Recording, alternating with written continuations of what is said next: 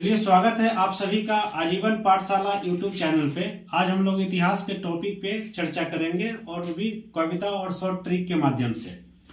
कोशिश करेंगे ट्रिक के माध्यम से समझे और कविता के माध्यम से समझे। तो आज हम दो टॉपिक लिए हैं। एक तो प्राचीन राजवंश, मगध का प्राचीनतम राजवंश को देखेंगे कि उसका सीरियल क्रम क्या है और परीक्षा के पॉइंट ऑफ व्यू से इम्पोर्टेंट है। और ये बीपीएससी 17वीं बीपीएससी में इससे एक क्वेश्चन भी पूछा गया था, जिसको हम देखेंगे कि कैसा क्वेश्चन था। तो चलिए देखते हैं ट्रिक कि क्या है। और इसके बाद हम लोग महाजनपद को देखेंगे कविता के माध्यम से। तो हसीन मासुका साथ, हसीन मासुका साथ, ये मगध का प्राचीन राजवंश। ट्रिक हसीन मासुका साथ, मगध का प्राचीनतम राजवंश का ट्रिक है हसीन मासुका साथ। ये राजवंशों का क्रम है। तो देखिए क्या है। ह से हो जाएगा हर्यक वंश, हर्यक वंश। सी से शिशु नाग वंश, न से नंद वंश, मा से हो जाएगा मौर्य वंश,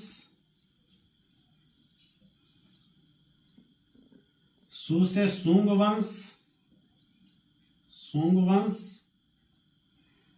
का से कण्व वंश, कण्व वंश, और सात से हो जाएगा सातवाहन वंश, सातवाहन वंश। तो अभी हम लोगों ने देखा हसीन मासुका सात, हसीन मासुका सात, हर्यक वंश, शिशुनाग वंश, नंद वंश, मौर्य वंश, शुंग वंश, कण्व वंश और सातवाहन वंश। कि इसी क्रम से एक क्वेश्चन पूछा है बीपीएससी 17वीं में। आप देख रहे हैं ये सेट, ये 54 नंबर क्वेश्चन है। ये देखेंगे आप कि शिशुनाग वंश के बाद मगध पर किस वंश ने शासन किया। प्रश्न है शिशुनाग वंश के बाद मगध पर किस वंश ने शासन किया। तो शिशुनाग वंश, तो शिशुनाग वंश देख लीजिए आप, यहाँ है के बाद कह रहा है। तो कौन सा आंसर हो जाएगा भाई? नंद वंश। तो हमारा जवाब होगा नंद वंश। यहाँ पे शिशुनाग वंश के बाद मगध पर किस वंश ने शासन किया, ये ट्रिक में देखिए बिल्कुल मिल जाएगा। तो शिशुनाग वंश यहाँ है और शिशुनाग वंश के बाद न से नंद वंश। तो हसीन में ये दोनों आंसर छुपा हुआ है। तो ये हमारा शॉर्ट ट्रिक, और इससे अक्सर क्वेश्चन बीपीएससी में और जनरल कंपटीशन में पूछा जाता है। तो इसको, इस ट्रिक को याद रखेंगे। Thank you.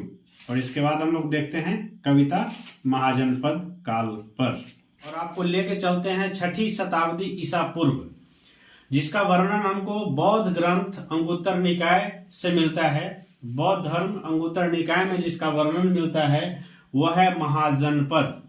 महाजनपद को 16 महाजनपद में बांटा गया था उस समय, और 16 महाजनपद का नाम, राजधानी और वर्तमान में उसका क्षेत्र कहाँ है, इस पर हम लोग चर्चा करेंगे, जो परीक्षा के पॉइंट ऑफ व्यू से बहुत ही महत्वपूर्ण है।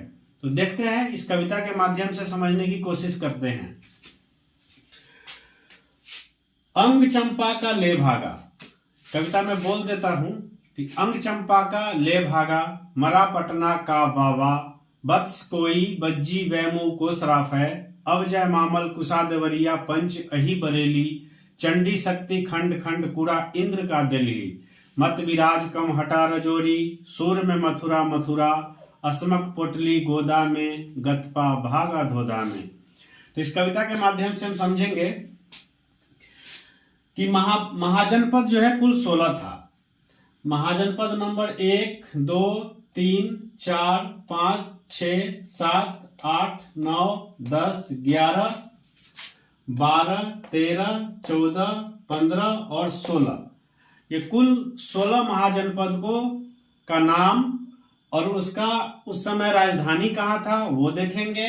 और थर्ड लाइन में वर्तमान स्थान कहाँ है इसका अभी के भारत में, वो जानने की कोशिश करेंगे।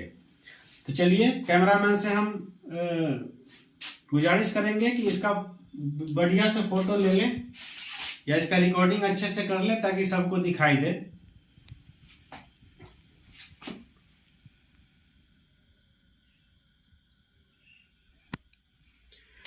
तो चलिए अब समझते हैं कि अंग चंपा का ले भागा।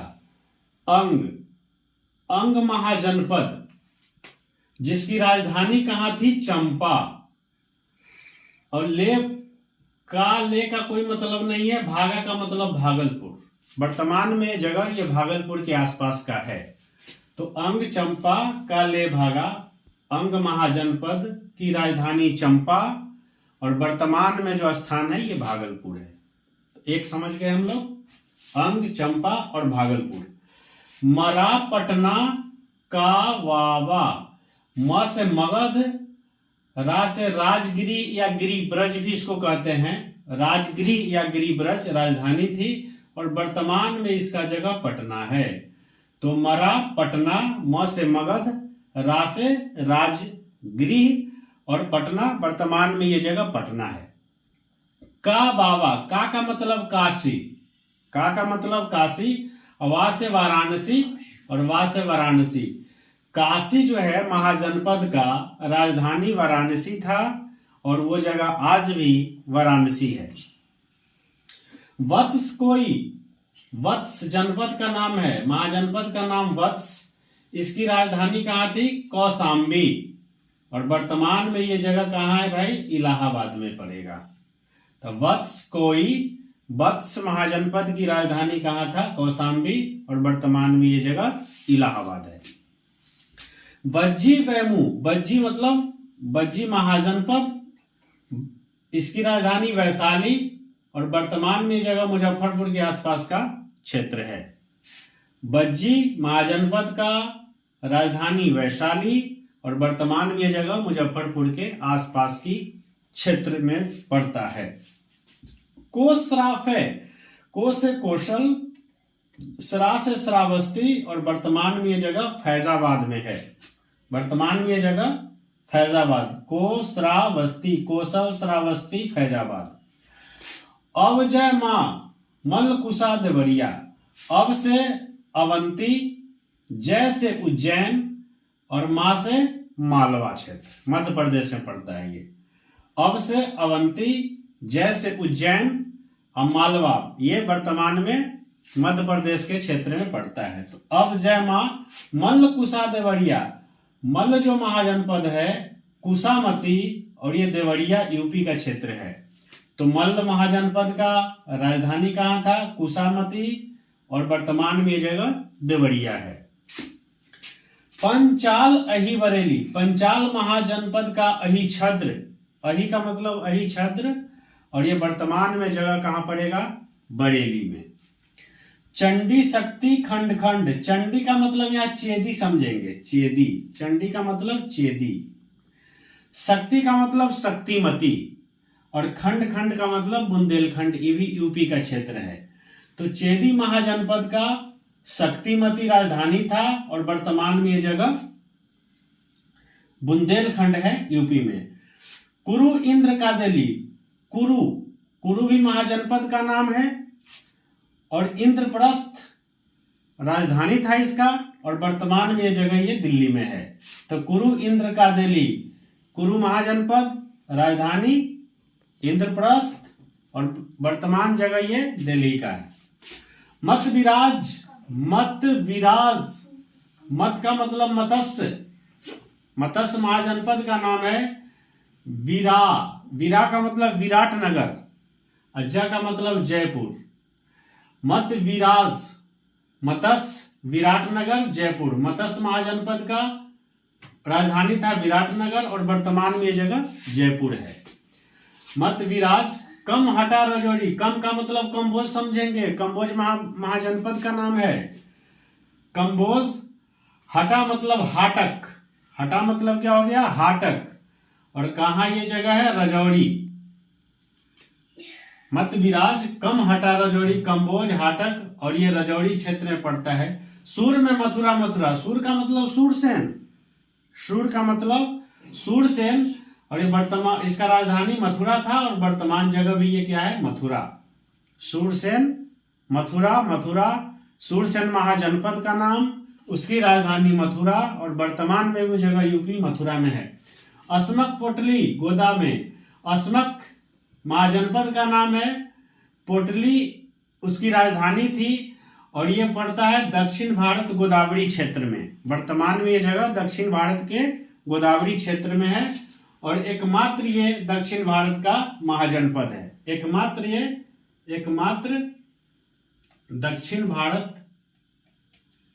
भारत का महाजनपद था।